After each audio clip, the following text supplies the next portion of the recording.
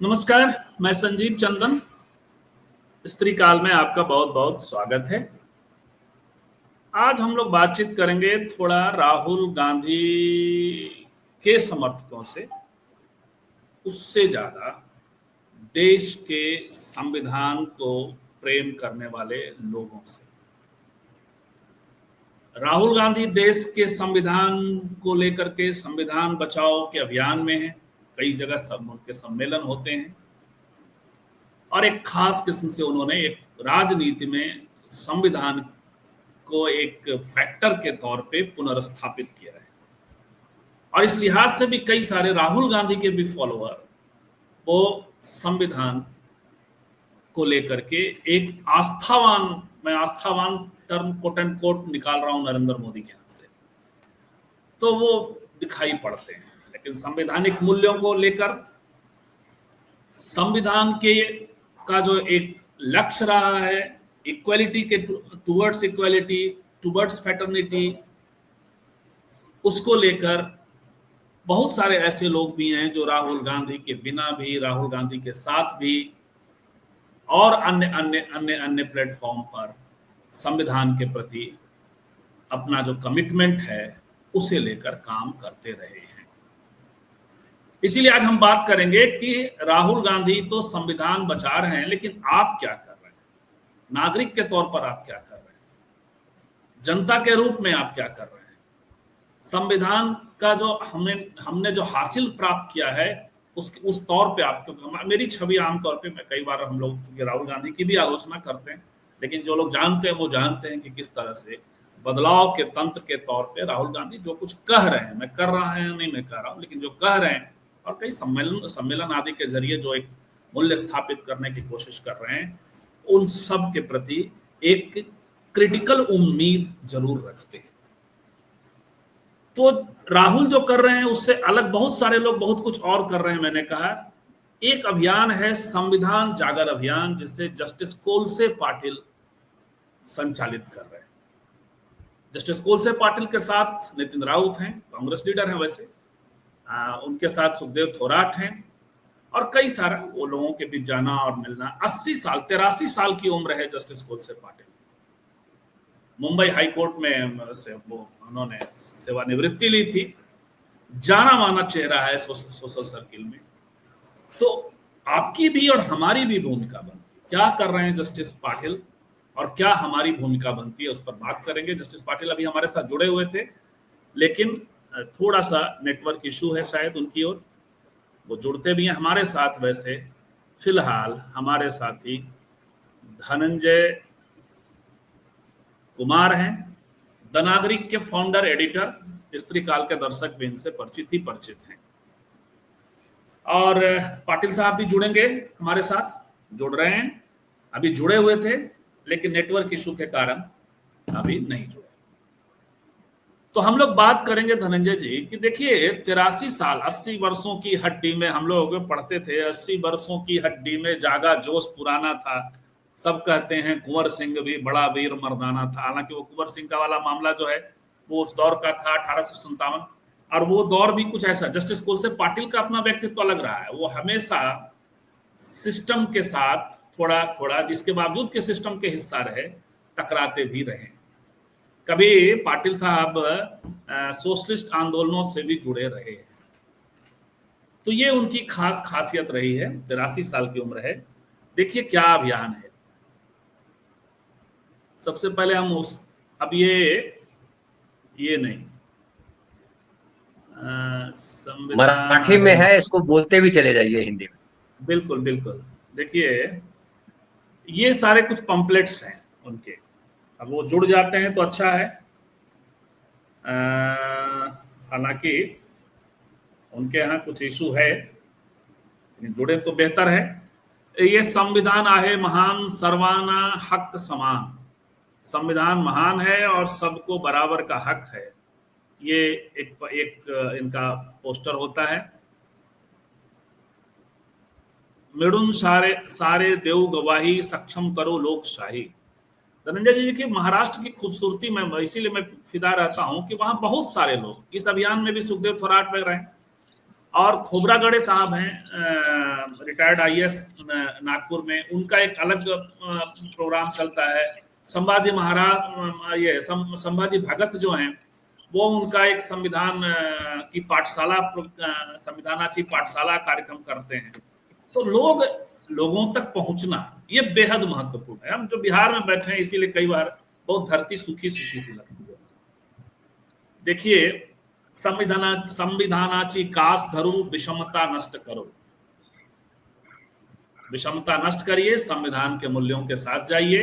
ये संविधान जागर अभियान है। सर्वाना देश दर्जा समान, संविधानाचे काम महान। सबको दर्जा बराबर, संविधान का ये संविधान के प्रति एक जागृति का काम ये लोग करते हैं। संविधानाने दिले मान, स्त्री पुरुष एक समान। ये और मैंने पहले ही बताया कि प्रोफेसर सुखदेव थोराट यूजीसी के पूर्व चेयरपर्सन ये भी जुड़े हुए हैं, नितिन राउत। अब आप देखिए एक पंपलेट ये लोग लेकर चलते हैं 2 तरह का। ये संविधान पैकेट है। आप धनंजय जी ये देखिए, आपला संविधान, आपला संविधान, संविधान जागर अभियान। बिल्कुल, आपका संविधान, आपका संविधान, संविधान जागो अभियान, उसका एक परिचय है, ये लेकर चलते हैं ये लोग। और अपन सगले भारतीय हो, हम सभी भारतीय हैं। पाटिल साहब खुद भी जुड़ गए हैं, उनको जोड़ लेते हैं। बिल्कुल, हम लोग बड़ा, मुझे लग रहा था कि पता नहीं क्या होगा, जुड़ पाएंगे कि नहीं। भारत ही अपनी सामूहिक जवाबदारियां है। आज के प्रोग्राम का मुख्य मसला यही है। भारत जो है ये आपकी सामूहिक ऐसे और जवाबदेही है। हाँ, तो सब जस्टिस पाटिल हमारे साथ जुड़ गए हैं। ये इनका एक बुकलेट है, पैम्पलेट है। ये देखिए, तमाम जो संवैधानिक मूल्यों के इर्द गिर्द जो हमारे महापुरुष, मराठी में पुरोगामी बोलते हैं और हिंदी में प्रगतिशील, अंग्रेजी में प्रोग्रेसिव बोलते हैं, महापुरुषों का ये। और इसके अलावा एक और ऐसे कई सारी चीजें हैं। इसमें एक खास करके एक बुकलेट है शिवाजी महाराज को लेकर। ये बुकलेट भी अब हम थोड़ा सा संत नामदेव, ज्ञानेश्वर, संत तुकाराम, संत जनाबाई, ये तो कुल मिलाकर के अब हमारे साथ जस्टिस पाटिल चूंकि जुड़ चुके हैं तो उनसे हम लोग बातचीत करेंगे। हमारे साथ धनंजय जी भी हैं। आज जो हम लोग बातचीत करते हैं, अरे पाटिल सर नमस्कार, तो स्वागत है। यदि आप सुन पा रहे हैं, फ्रीज हो गया। बिल्कुल सुन पा रहा हूँ, वीडियो फ्रीज हो गया।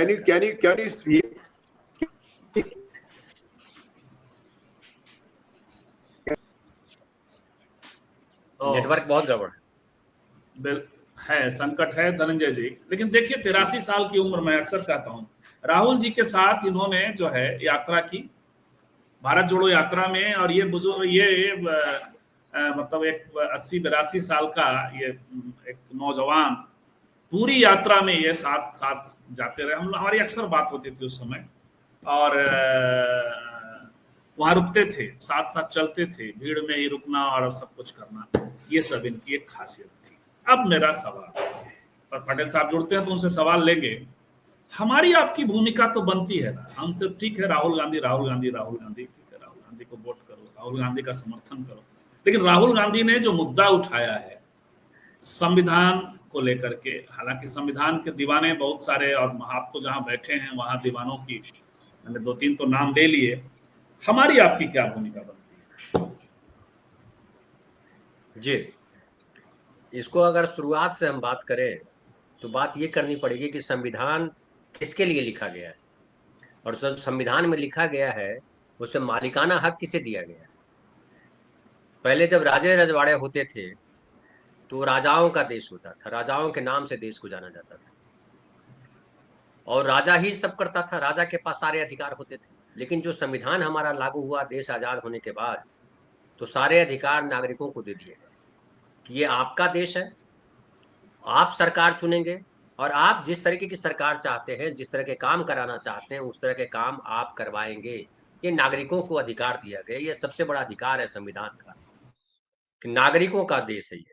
जो एक डेमोक्रेसी में था ना कि जनता का, जनता के लिए और जनता के द्वारा शासन है। तो और हमारे डेमोक्रेसी के अलावा हमारे देश में ये भी कहा गया कि ये गणराज्य है, रिपब्लिक है। रिपब्लिक है मतलब हर आदमी के सम्मान का ध्यान रखा जाए, हर आदमी के विचार का ध्यान रखा जाएगा, और कोई बहुमत के आधार पर अगर कोई अल्पमत में व्यक्ति है तो उसके अधिकारों को, उसके स्वर को कुचला नहीं जाएगा। इसलिए जब संसद में प्रधानमंत्री भी, नरेंद्र मोदी भी बोलते हैं बाहर, तो बोलते हैं कि संसद जो है सहमति से चलनी चाहिए। नरेंद्र मोदी जी का भी डायलॉग याद कीजिए, अगर 2024 के चुनाव के बाद जब उनको अल्पमत की सरकार मिली और बहुमत पाने के लिए उनको नीतीश कुमार और नायडू का समर्थन लेना पड़ा, तो उन्होंने कहा कि सरकार जो है सहमति, संसद सहमति से चलनी चाहिए। तो ये सहमति का मतलब क्या धनंजय है? धनंजय जी, चूंकि पाटिल साहब जुड़ गए हैं तो थोड़ा सा आपको रोकते हैं। जी नमस्कार और सर।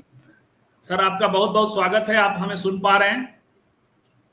हाँ बिल्कुल, मैं सुन रहा हूँ, लेकिन मेरे इंटरनेट में प्रॉब्लम है। हाँ, तो जहां तो तक हम लोग कह रहे हैं कि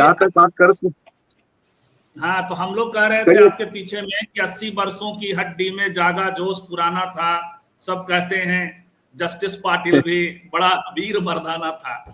तो हम लोग आपके बारे में बात कर रहे थे, और इस वक्त हमने थोड़ा सा इंट्रोडक्शन दे दिया कि आप क्या कर रहे हैं, लेकिन फिर भी बताइए, ये हाँ, संविधान जागर अभियान क्या है?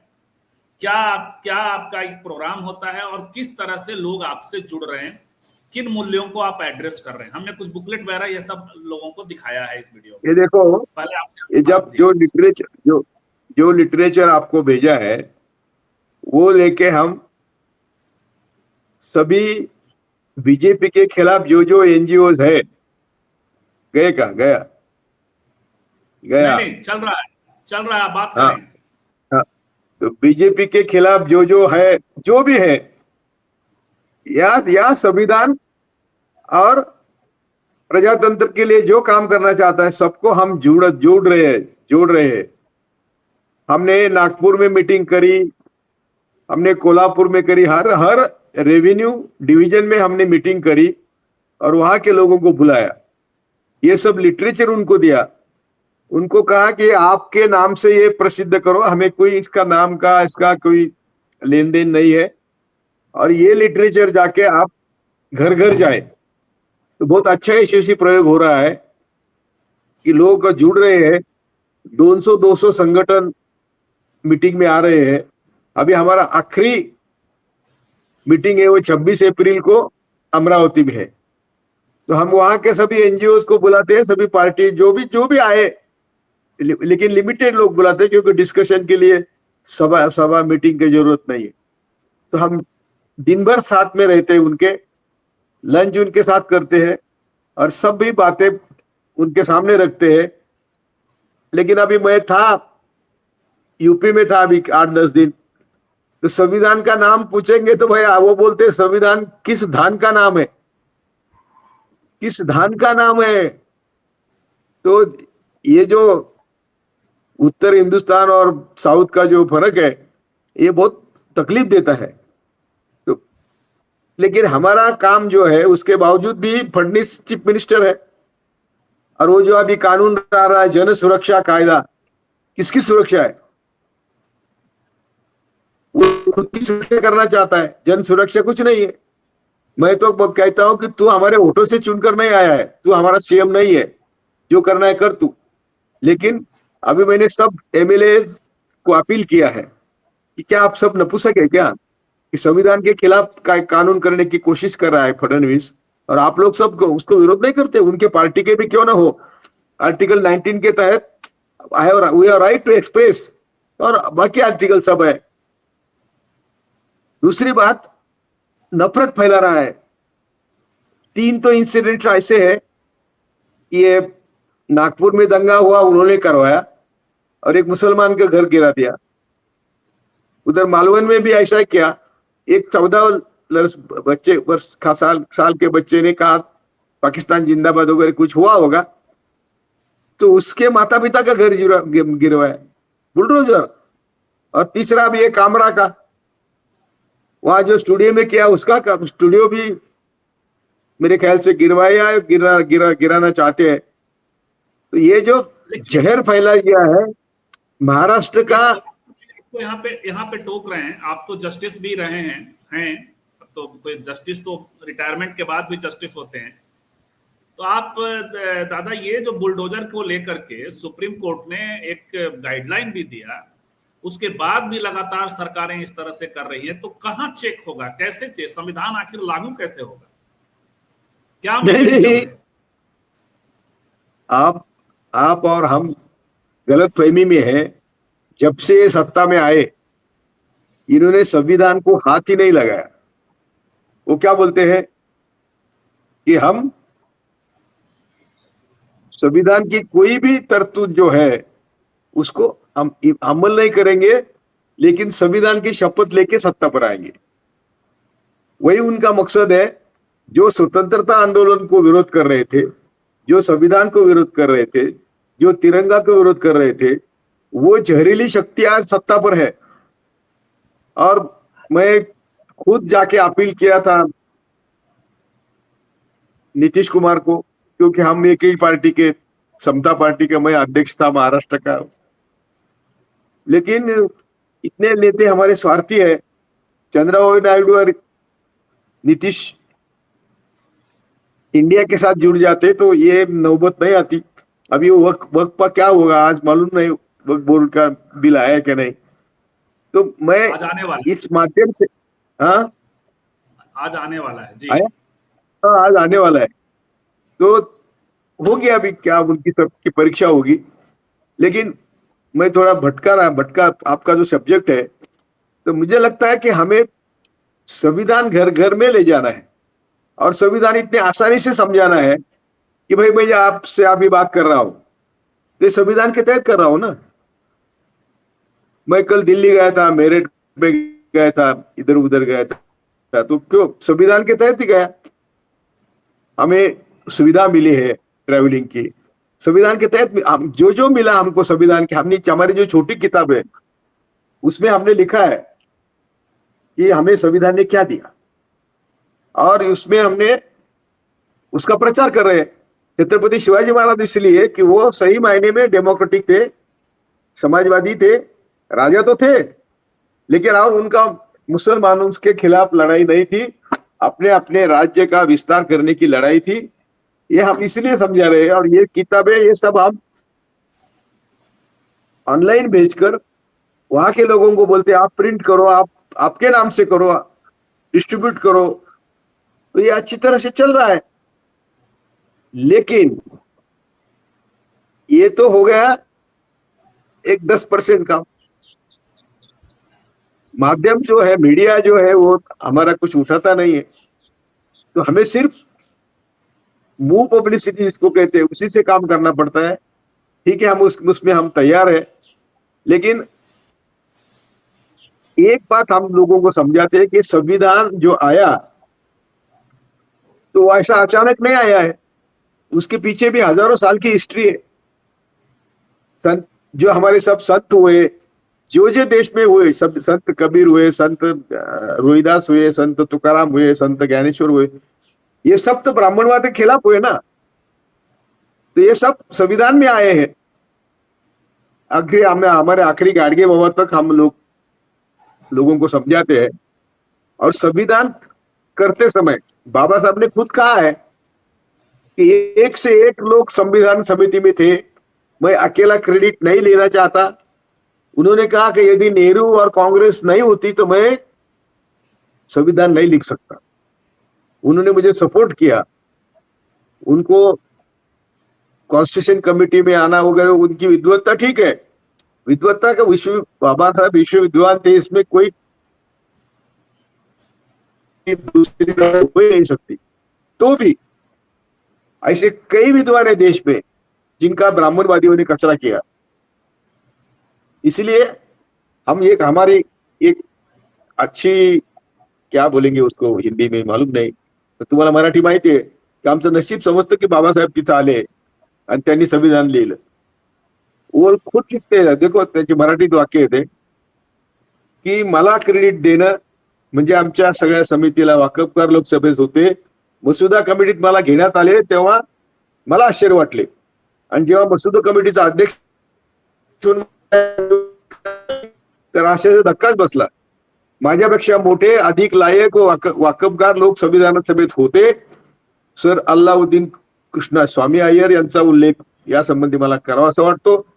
तरी समितीने मजवर एवढा विश्वास ठेवून त्यांना त्यांचा प्रतिनिधी निवडले, देशाची सेवा करण्याची संधि दिली, याबद्दल मी सर्वांचा अत्यंत आभारी है. और फर्दर लिखते हैं कि ये सब काम करने के लिए मुझे नेहरू ने मदद करी. दूसरी बात है कि उन्होंने कहा कि हजारों संविधान तैयार होने के बाद हजारों लोगों ने उसको ऑब्जेक्शन लिया. संविधान तैयार हुआ लेकिन वोटिंग लिस्ट कहाँ थी? वोटिंग लिस्ट के लिए नेहरू ने बोला, उसमें जब कच्चा ड्राफ्ट बना तो उसको रेलवे स्टेशनों पर भी रखवाया गया था. बिल्कुल बिल्कुल वही बोल रहा हूं मैं. हजारों प्रतियां बिक गई थी, जनता का उसमें यकीन था, तब जाके वो जो संशोधन आए थे. जी नहीं, लेकिन हजारों ऑब्जेक्शंस आए थे, उपसूचना आई थी, उनमें से 2473 या उसको स्वीकार किया गया. तो ये प्योरली डेमोक्रेटिक प्रोसीजर था. नहीं, उससे भी कठिन जो हमारे लोग वोट बेचते हैं या वोट परचेस करते हैं, उनको मालूम नहीं कि उनको वोटर बनाने के लिए नेहरू अंबेडकर ने गांव गांव में लोगों को भेजा. गांव गांव में उनके पास ना उम्र थी, उम्र का दाखला था, ना उनके पास पढ़ाई थी. तो उनको लोगों ने उनको बोला कि ये नदी में बाढ़ आई थी तब तेरी उम्र क्या थी, ये भूकंप हुआ था तेरी उम्र क्या थी, ऐसा करके उम्र करके ये लिस्ट बनाई. इतने कठिन परिस्थिति में हमें वोटिंग दिया. मेरे बहनों को और माता भगिनी को तो वोटिंग का राइट दुनिया में नहीं था, तब हमने दिया. तो ये वोटिंग राइट हमें कितने कठिन परिश्रम के बाद मिला है, ये हमारे लोगों को समझाना पड़ता है. हम उनको बोलते हैं कि वोटिंग कैसा आया. तो ये दिन भर हमारा सेशन चलता है, पहले एनजीओ के साथ और कार्यकर्ताओं के साथ, और वो कार्यकर्ता इंटर्न समाज में जाते हैं. तो इसलिए हम ये करते रहे. महाराष्ट्र के बाहर जाने की हमने कोशिश करी, लेकिन हमें अभी तक कुछ ऐसा सहकार्य नहीं मिला है. हम तो कुछ नहीं मांगते. हिंदी में भी हमने वो लिटरेचर बनाया है, और वो आप भेजो, आपके नाम से करो, ये हमारा प्रयास है. जी बिल्कुल.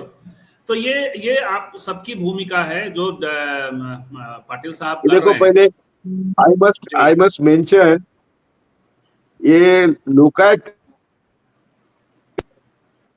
उनका लोकायत है, एक बहुत अच्छी टीम है. वहां सब आईटी इंजीनियर्स है. वो खुद लोकायत स्थापन करने वाला जो कपल है, ये नीरज जैन, वो आईटी का टॉपर है खड़गपुर का. वो बोला कि जिंदगी भर बाप की इच्छा थी कि मैं हमेशा टॉपर रहूं. जी. तो टॉपर रहा, और टॉपर रह के टॉपर आने के बाद थैली लेके वो बाप का घर छोड़ दिया और ये समाज का काम कर रहा है. उसकी वाइफ है अलका जोशी, वो बैंक में ऑफिसर थी. उन्होंने भी एक दो सवाल आपसे ले लेंगे पहले. उनका मैं क्रेडिट, उनका क्रेडिट. हाँ ठीक है, चलिए बोलिए. नहीं, आप उनका क्रेडिट पहले वो पूरा करिए, फिर जिनको आप क्रेडिट. वही मैं बोल रहा हूँ कि उन्हीं के साथ ये हो रहा है, क्योंकि उनके पास टीम है. ऑल बच्चे जो है अभी जुड़े हुए हैं, आईटी इंजीनियर्स है, बड़ी बड़ी नौकरी छोड़ के अभी टीचिंग वीचिंग करके पैसे कमाते हैं, और वो खुद के पैसे से संगठन चलाते हैं. एक पैसा किसी का लेते नहीं. इतना ही नहीं, एक इंजीनियर, उसको पुणे इंजीनियरिंग कॉलेज में एक संशोधन के लिए उसको प्राइज मिला था. वो मोदी के हाथ से लेने के नौबत आकर उसने प्राइज भी छोड़ दिया, नौकरी भी छोड़ दी, और मोदी के साथ गया नहीं, प्राइज लेने को भी गया नहीं. ऐसे संगठन है वो. देख रहा हूं कि तुषार गांधी भी इस अभियान से जुड़े हुए हैं. बहुत लोग हैं. बिल्कुल. तो दादा, आप थोड़ा, हम आपसे और अगला राउंड में समझेंगे कि अभी आपने जो चर्चा की देवेंद्र फडणवीस की भूमिका शिवाजी को लेके, और ये जो बुलडोजर चलने लगा है यूपी से लेके महाराष्ट्र तक, सुप्रीम कोर्ट, आप तो जस्टिस हैं, पूर्व जस्टिस हैं, तो आप बताइए कि क्या उपाय है जब सुप्रीम कोर्ट के गाइडलाइंस भी फेल होने लगे, तो इस सब पर हम अभी बात करेंगे। लेकिन धनंजय जी, इसका आप एक अच्छा, ओके जी ओके, आते हैं बिल्कुल। दादा आपकी ओर, छोटी एक टिप्पणी आपसे धनंजय जी कर रहे थे आपके पहले। ये देखिए। धनंजय धनंजय को मैं अच्छी तरह जानता हूँ, बहुत अच्छा जी। एक्टिविस्ट है और हमारे पब्लिक इंडिया के एक हित चिंतक नागरिक। भी है। आनंद जी आनंद धनंजय, जी मुझे दोस्त है। बिल्कुल। एक छोटी टिप्पणी दादा दादा जो कर रहे हैं उस पर, और लोगों को क्या कहते, बहुत छोटी टिप्पणी, क्योंकि हम लोग ज्यादा सुनेंगे पाटिल साहब को ही, लेकिन एक छोटी टिप्पणी करिएगा कि क्या देख करना चाहिए, क्या दादा कर रहे हैं या पूरी एक टीम जो कर रही है उस पर। देखिए, पाटिल साहब जो कर रहे हैं वो क्यों कर रहे हैं। पाटिल साहब ने जितना सारा बोला, उन्होंने संविधान की बात की, और संविधान में एक जो गलतफहमी बैठी है लोगों के दिमाग में कि कांग्रेस और नेहरू की भूमिका गौण है, जो मोदी जी भी प्रचारित करते रहते हैं कि बाबा साहब की इज्जत नहीं की नेहरू ने, लेकिन जो पाटिल साहब ने बताया वो स्पष्ट किया। और आज जो संविधान है वो संविधान की जरूरत थी, जो मैं पहले बात कर रहा था कि संविधान नागरिकों का देश साबित करता है। संविधान कहता है कि ये देश नागरिकों का है, कि किसी राजा रजवाड़े का देश नहीं है, किसी उद्योगपति का देश नहीं है, किसी प्रधानमंत्री का देश नहीं है। ये संविधान कहता है कि हर नागरिक का देश है जो इस देश का नागरिक है, वो चाहे गरीब हो, अमीर हो, हिंदू हो, मुसलमान हो, स्त्री हो, पुरुष हो, सबका देश है। तो सबका देश जब है तो सबकी अपनी दावेदारी होनी चाहिए ना। समझिए, घर है, घर में हम 3 भाई हैं, हम भाई के पत्नियां हैं, उनके बच्चे हैं, हमारी माँ है, हमारे पिता है। तो हम सब अपने घर के लिए लड़ते हैं ना। कोई आ जाए हमारे घर को ढाहने के लिए, तोड़ने के लिए, तो हम सब मिलके खड़े हो जाएंगे कि खाली खड़ा होगा बड़ा भाई खड़ा होगा? ऐसा तो नहीं होता है। तो वैसे ही हमने जो संविधान हमें मिला है और जो संविधान की पूर्ति के लिए हमने सरकार बनाई है, संविधान में जो प्रावधान है वो सही तरीके से लागू हो, हमारे जीवन सही तरीके से चले, हमारी व्यवस्था सही तरीके से चले, इसलिए हमने सरकार बनाई। और सरकार को काम करना होगा संविधान के तरीके से, और इसकी निगरानी करने की जिम्मेदारी हम आम आदमी की। इसलिए हर 5 साल पे चुनाव होता है, या सरकार जो है गिर बिल्कुल जाती है जब मध्यावधि चुनाव होता है, तो फिर हम वोट करते हैं। वोट क्यों करते हैं? वोट करने का अधिकार हमको क्यों दिया गया? पाटिल साहब बता रहे थे कि महिलाओं को भी अधिकार दिया गया वोट देने का। एक साथ हमारे देश में सबको अधिकार मिला। आप दूसरे देशों की बात कीजिए, जो तरक्की पसंद देश हैं, या जो तरक्की वाले देश थे, प्रोग्रेसिव स्टेट थे, वो अमेरिका हो, चाहे इंग्लैंड हो, चाहे वो फ्रांस हो, उन तमाम देशों में महिलाओं को या सब लोगों को वो अधिकार नहीं प्राप्त थे। लेकिन भारत में एक साथ सारे अधिकार मिले। आप अनपढ़ हो या पढ़े लिखे हो, या आप इनकम टैक्स पे करते हो या नहीं करते हो, स्त्री हो या पुरुष हो, सबको अधिकार दिया गया। उस अधिकार को पहचानना हमारी पहली जिम्मेदारी है। हम नागरिकों की जिम्मेदारी है कि हम अपने अधिकार को समझे। ये जो सरकार है वो हमने बनाई है सरकार, और अगर सरकार गलत काम करती है तो इस सरकार को उखाड़ के बाहर फेंक देंगे। सरकार की हाँ में हाँ मिलाना आम आदमी का काम नहीं है। सरकार जो कर रही है अच्छा ही कर रही है, ये जब हम सोच लेते हैं तो फिर हम गड़बड़ा जाते हैं। सरकार बिल्कुल हमने बनाया है, उस पर भरोसा करना है, लेकिन उस जो नीतियां लागू हो रही है उन लागू सही तरीके से हो रही है नहीं हो रही है, संविधान सम्मत है या नहीं है, ये देखना नागरिकों की जिम्मेदारी है। तो जो कोलसे पाटिल साहब जो अभियान चला रहे हैं, संविधान जागरण अभियान, ये बहुत जरूरी अभियान है। इसको हर दिन, जैसे आपने कहा शुरुआत में कि संविधान की पुस्तकें रखी गई, रेलवे स्टेशनों पे लोगों ने खरीदी, और उस समय जो किताब छपी थी उसमें वो सारे तस्वीरों का भी झगड़ा हुआ था। आपको याद हुआ होगा कि वो सारी तस्वीरें नहीं उसमें उस किताब में छपी हुई थी जो रखी गई थी, क्योंकि तब प्रिंटिंग प्रेस या प्रिंटिंग का जो टेक्नोलॉजी थी इतनी एडवांस नहीं थी। तो टेक्स्ट तो था लेकिन तस्वीरें नहीं थी। तो वो जो पहला छपा हुआ संविधान था, उस संविधान को लोगों ने हाथों हाथ क्यों लिया था? हालांकि उस समय भी बड़ी आबादी थी, देश की बड़ी आबादी अशिक्षित थी, उनको नहीं पता था। जैसे बिल्कुल कुलसे पाटिल साहब ने कहा कि संविधान जब हम कहने गए तो बोला कौन सा धान है, क्योंकि हम लोग के यहाँ धान समझ लेता, सम भी धान तो समझ लिया, विधान का समान विधान है, ऐसी बात नहीं समझ पा रहे। तो ये क्या बताता है कि 75 साल बाद भी अगर देश के नागरिक, बड़ी आबादी संविधान का मतलब नहीं समझती है, तो ये दुख की बात है। 1500 रुपया वो समझ लेते हैं कि 1500 रुपया मिलने वाला है, सब दौड़ के ले आते हैं 1500 रुपया, जिसको जहां मौका मिलता है। बिल्कुल। तो धनंजय जी, लेकिन संविधान को ये नहीं बात, समझते, तो हम सबको संविधान को समझना जरूरी है। और कुलसे लेकिन पाटिल यही वो साहब जो देश अभियान था, चला रहे हैं आप बहुत जरूरी अभियान है।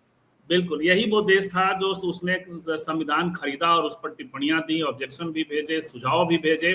यही वो देश था। और उस वक्त जब साक्षरता दर न्यूनतम थी। पाटिल सर, आपसे एक सवाल तो हम सुप्रीम कोर्ट वाला कर रहे हैं, लेकिन उसके पहले एक दर्शक ने आपसे सवाल किया है, और वो आपके उस पर भी सवाल उठा रहे हैं। My question to Patil sir कि शरद पवार जी के साथ में रखकर कॉरपोरेट टेररिज्म से लड़ाई करेंगे तो जनता कैसे विश्वास करेगी अपोजिशन से? ये एक सवाल आपसे किया गया। बोलिए, शरद पवार को क्या साथ सवाल में है? रख, उनका कहना है कि शरद पवार साथ में होंगे और कॉरपोरेट टेररिज्म से लड़िएगा, ये कैसे जनता विश्वास करेगी? हैदराबाद में भी जो हो रहा है उसकी गलत फहमी है। मैं किसी के साथ नहीं हूँ, हो नहीं सकता। मैं किसी के साथ नहीं हूँ, हो नहीं सकता। मेरे सबसे संबंध है, लेकिन शरद पवार का तो मैं 30 साल क्रिटिक था। क्रिटिक 78 में जब उन्होंने सरकार बनाई संघ के साथ, मैं उनका क्रिटिक था। ये बच्चा जानता ना ये मुझे अच्छी तरह। छोटा है। आपके बारे में नहीं पूछ रहे हैं वो, आपके बारे में नहीं पूछ रहे हैं वो, पूछ रहे हैं कि अपोजिशन जो शरद पवार को लेके चल रहा है, इंडिया गठबंधन के बारे में पूछ रहे हैं। अरे उसको आज की जरूरत क्या है? आज की जरूरत है, मोदी शाह का राज हमारा नंबर 1 एनिमी है, और वो नंबर 1 एनिमी को पहले हटाना पड़ेगा, तब बाकी का पूंजीवाद, ब्राह्मणवाद, ये बातें आएंगी। आज हमारी दिक्कत है कि हम किसको इंक्लूजन हमारा पर्पस है आज, इंक्लूजन। और दूसरी बात ऐसी है कि मैं अकेला कौन था? मैं तो इंडिया में नहीं हूँ। इंडिया में मैं नहीं हूँ, तो इंडिया के लोगों को सवाल करना पड़ेगा। ये मैं खुद तो नहीं पॉलिटिक्स में हूँ, क्योंकि इंडिया वाले मुझे मानते नहीं। बिल्कुल। अब हम लोग मुख्य मुद्दे पे आते हैं कि दादा ये तो ठीक है, आप जनता के बीच जा रहे हैं, लेकिन जब स्टेट और इंस्टीट्यूशन ही संवैधानिक मूल्यों को एनफोर्स नहीं करेंगे, सुप्रीम कोर्ट का गाइडलाइन है और आपके देवेंद्र फडणवीस जो है वो बुलडोजर चला रहे हैं, कैसे, क्या उपाय है, क्या देखते हैं आप? बड़ा निराश होते होंगे आप। बहुत निराशा आती है। मैं मेरे जीवन का अनुभव बताता हूँ। राम जेठमलानी मेरे सामने एक उद्योगपति को डिफेंड कर रहे थे, और मैंने कहा कि your client is rascal, please don't argue now about him, for him I will send him to police custody for 3 days. If you argue for whole day, I will send him to police custody for 7 days. Clear cut bench से ऊपर से मैंने कहा, मेरा सब fees है, मुझे तो आर्ग्यू करना पड़ेगा। तो मैंने I sent that industrialist to police custody for 7 days. Police ने उसको 5 स्टार होटल में रखा, तो उसमें जज का क्या दोष है? पहली तो बात, सुप्रीम कोर्ट ने बुलडोजर का संज्ञान बहुत देरी से लिया, बहुत देरी से लिया। 10 साल में सुप्रीम कोर्ट भी अपना काम कहाँ कर रहा है? सुप्रीम कोर्ट हो, उच्च न्यायालय हो, सर्वोच्च न्यायालय हो, वो उनका काम कहाँ कर रहे? उन्होंने ये मनी बिल क्या है वो लाया था, इलेक्ट्रल बॉन्ड का, तो वो मनी बिल करके पास किया था, तो चंद्रचूड़ ने उसको विरोध किया था, ये मनी बिल नहीं हो सकता। तो भी चंद्रचूड़ ने चोर तो पकड़ा, चोर को कुछ नहीं किया। बाद में डिसीजन दिया तो चोरी तक ले गए, चोरी हो गई, पर यहां तक पहुंचे, और बाकी चोर को सजा करनी तो कौन करेगा? करी नहीं चंद्रचूड़ के। अभी बाकी तो डिसीजन आप देखते हैं, मैं ज्यादा बोलता नहीं, क्योंकि वो भी छोटा था तब से मैं उसको जानता हूँ। उसके पिता हमारे चीफ जस्टिस ऑफ इंडिया थे, और उनके सामने मैं अपीयर हुआ था सुप्रीम कोर्ट में। तो बात ऐसी है कि कोर्ट पहले अपना काम नहीं कर रहा है, और कोर्ट का डर नहीं है, खत्म हो गया। जैसे मैंने कहा कि मैंने पुलिस कोठड़ी दिया और वो कस्टडी में दिया, और वो 7 स्टार में था, 5 स्टार होटल में था, दिवाली के दिन थे। तो मुझे क्या लगता है कि आज सभी गवर्नमेंट से कॉन्स्टिट्यूशन को मानने वाले लोग ही नहीं सत्ता पर बैठे, तो कौन करेगा?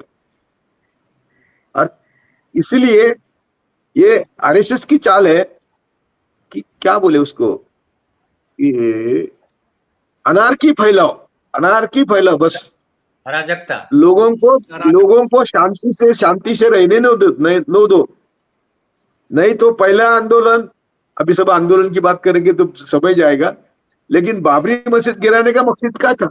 वहां तो उन्होंने अभी राम मंदिर नहीं बनाया, राम मंदिर तो कहीं और बनाया, और बाबरी मस्जिद का डिसीजन भी सुप्रीम कोर्ट ने मेरे ख्याल से उसी दिन, जिस दिन दिया उसी दिन मैं बोलता था ये गलत है, और सुप्रीम कोर्ट पेंडोरास बॉक्स खोल रहा है।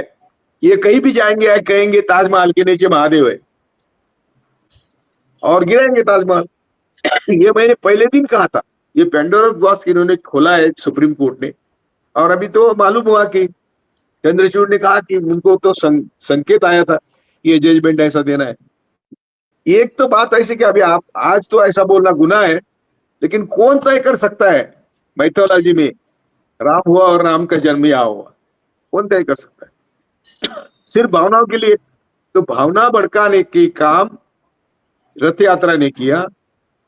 उसके पहले ये अडवाणी, वाजपेयी और मुरली मनोहर जोशी मोरारजी के मिनिस्ट्री में थे।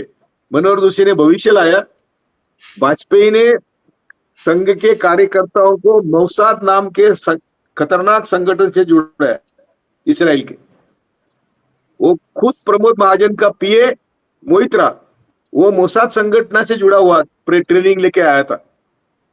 और तीसरे थे अडवाणी।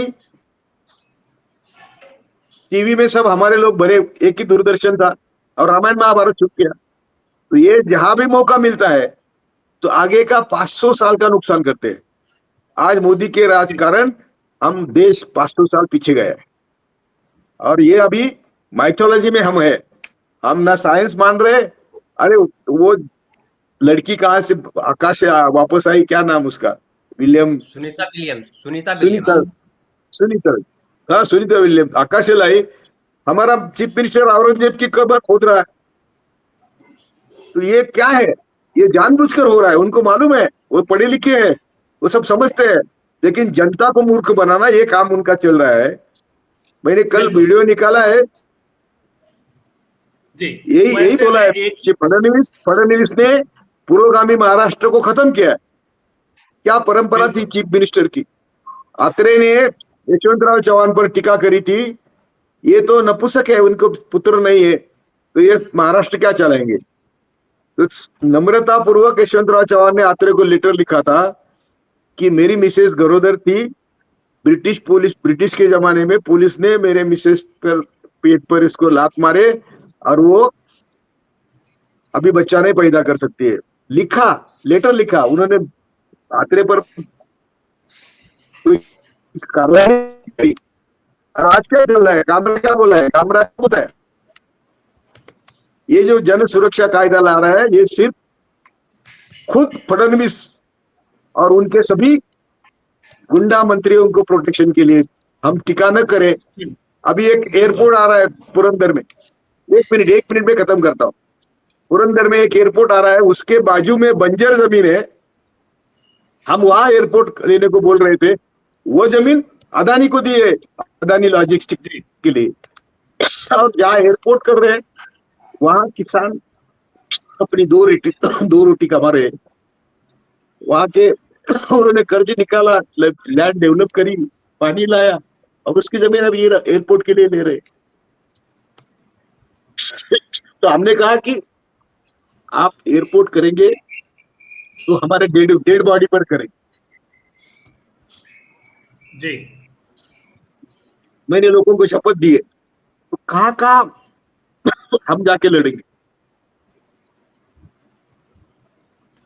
अब एक सवाल दादा लास्ट में कि ये स्थितियां हैं, उसमें आज जो हमने विषय रखा था, आप लोग जो ये कर रहे हैं, आपको क्या एकमात्र वे आउट यही लगता है कि जनता संविधान के प्रति जागरूक हो? आपका जो मैं बुकलेट दिखा रहा हूं उसमें आपने बहुत सारी बातें बताई, लोकशाही, मताधिकार का प्रयोग, समाजवाद, ये सारी चीजें।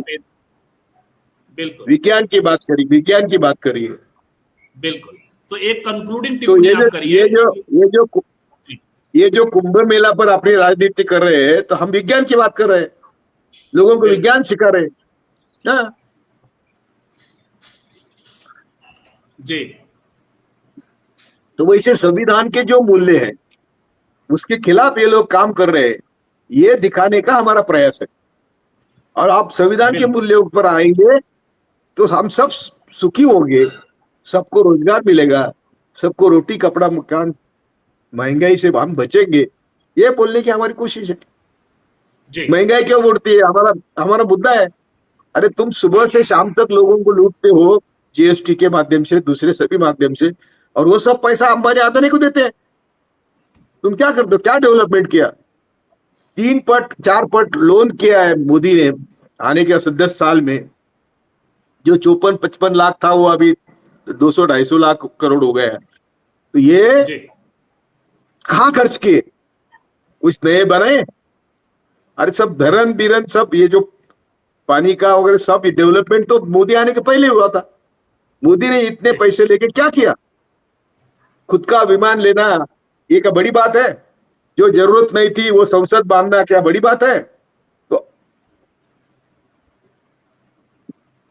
तो हम लोगों को बोलने की कोशिश करते हैं कि हमारे दुश्मन सत्ता पर है, जी वो धर्म के नाम पर आपको लूट रहे हैं। जितना हो सके हम करते हैं, और लिखते लिखते भी हैं कि हमें आज न कल मारने वाले हैं।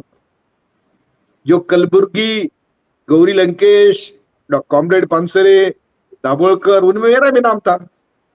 जी वो गए, हम भी राह देख रहे हैं कि भाई मारो, लेकिन ऐसा नहीं कहेंगे कि आप हम आपको डरते हैं। मैं तो कहता हूं जो डरता है वो हर दिन मरता है, और सब लोग आप तो डर के अपने अपने पैसे संभालेंगे तो मरने के साथ तो वापस नहीं आएंगे पैसे लेने को। तो ये हम साथ रास्ते पर लड़ रहे हैं, सबको अपील करता हूं कि चलो हमारे साथ लड़ो। दूसरा हम कुछ नहीं चाहते, हम भी सिर्फ 2 समय की रोटी के मालिक है, हमारे पास कुछ नहीं है। नहीं तो हमें तो ईडी सताती ना, ईडी सताती, सीबीआई सताती, तो ये हमको सताता है आरएसएस, उनके लिस्ट में लेता है, हिट लिस्ट में। आरएसएस ने 18 बॉम्ब शूट करे थे, आईबी ने बम्बई पर हमला होने दिया, आईबी ने होने दिया, और बम्बई को नुकसान हुआ। वो हमला जो हुआ वो करकरे को मारने के लिए हमला करवाया था, और करकरे को मारा। तो आरएसएस की जो जहरीली चाल है वो हमें लोगों को समझाते हैं at the cost of our life. बिल्कुल। तो दादा, अब चूंकि हम लोगों का को समय की सीमा है, लेकिन आपने इतनी देर से पाटिल साहब को सुना विभिन्न मुद्दों पर, कभी आक्रोश के साथ, कभी समझदार, कभी एक समझदार मैसेज आपको देते हुए पाटिल साहब, और दुख भी और उम्मीद भी इसके साथ दिखाई पड़ रहे हैं। धनंजय जी, कोई कंक्लूडिंग टिप्पणी हो तो आप करें। आज वक्फ बोर्ड बिल भी लोकसभा में पेश हो रहा है, उस पर बातचीत होगी, हम उसे भी आज लाइव दिखा रहे हैं। जी धनंजय जी, छोटे जी, तो वक्फ बोर्ड का बिल पेश हो रहा है, और वह जो टैरिफ आने वाला है अमेरिका से वो भी आज ही अनाउंस हो जाएगा, 2 तारीख से लागू होना है। तो जी जो पाटिल साहब कह रहे हैं वो महत्वपूर्ण काम है, और ये एक सतत अभियान होना चाहिए। और ये पाटिल साहब का व्यक्तिगत कोई एजेंडा नहीं है, जैसा वो कह रहे हैं बार बार कि हम जो है कोई भी इसको आगे बढ़ाए, अपने नाम से छापे। और ये बेसिकली ये किसी एक व्यक्ति की जिम्मेदारी नहीं है, ये तमाम नागरिकों की जिम्मेदारी है। हर नागरिक की बिल्कुल जिम्मेदारी है कि आप इसको समझें, और उसको समझने के बाद संविधान बचेगा तो आप बचोगे, ये ध्यान रखो। संविधान अगर नहीं बचेगा, 1947 से पहले या 1900 उसके पहले देश की क्या हालत थी वो आप पता कर दो। जितने आप राजाओं के लिए नाचो कूदो, किस राजा ने क्या किया आपके लिए, ये आपको समझना जरूरी है। मैं तो तमाम लोगों से कहता हूँ कि आप उनके इतिहास को पढ़िए, अच्छी बात है, आप गर्व भी कीजिए उन पर, लेकिन ये साथ में सोचिए कि उस राजा ने आपके लिए या आम नागरिक के लिए क्या किया था, इस पर बात करना जरूरी है। संविधान आम जी नागरिक की बात करता है, और आम नागरिक की जो बात करता है वही आम नागरिक का हितैषी है, ये समझना जरूरी है। तो ये पाटिल साहब, आप बहुत बढ़िया काम कर रहे हैं, और हम सब आपके साथ जुड़े ही हुए हैं, और हम अपने तरीके से काम कर ही रहे हैं। और आपका मार्गदर्शन जो है वो बड़ा जरूरी हो जाता है, क्योंकि आप लोग अनुभवी लोग हैं, देश को तमाम तरीकों से देख समझ चुके हैं, न्यायालय के में ऊंचे पद पर रहे हैं, तो आप पूरी व्यवस्था को जानते हैं, पूरे सिस्टम को जानते हैं, तो आपकी आपके बात ज्यादा महत्वपूर्ण हो जाती आप है। जी और आप आपका पब्लिक इंडिया, ये चंदन, संजीव चंदन जैसे लोग बुलाते हैं, हमें तो मौका ही नहीं मिलता कि क्या कर रहे हैं, हम बोलने का मौका भी नहीं मिलता। मैं संजीव जी का आभारी हूँ, तो आपका आप आभारी फोन हूँ, करेंगे, नहीं, आप और आप दादा बताइए, और आनंद, और आप सिस्टम के हिस्सा रहे और सिस्टम को बदलने में हम सब, आप हमारे अगुवाई कर रहे हैं, ये बहुत बड़ी बात है। जी दादा, चल ओके। बहुत बहुत धन्यवाद धनंजय जी। और पाटिल साहब को हम लोग आगे भी अन्य मुद्दों पर भी सुनेंगे। आप सब जो जुड़े रहे, आप सबका भी धन्यवाद। नमस्कार। कल फिर मिलते हैं 11:10 पर। कुछ और भी बीच में दिन में भी मिलेंगे, रात में भी मिलेंगे। Thank you.